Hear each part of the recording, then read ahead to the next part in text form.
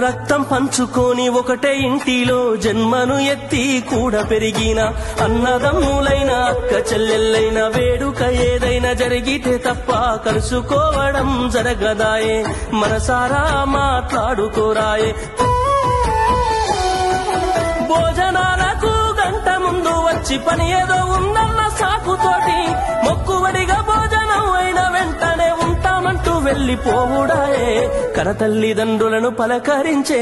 తీరిక లేని సంపాదనాయే కనతల్లిదండ్రులను పలకరించే తీరిక లేని సంపాదనాయే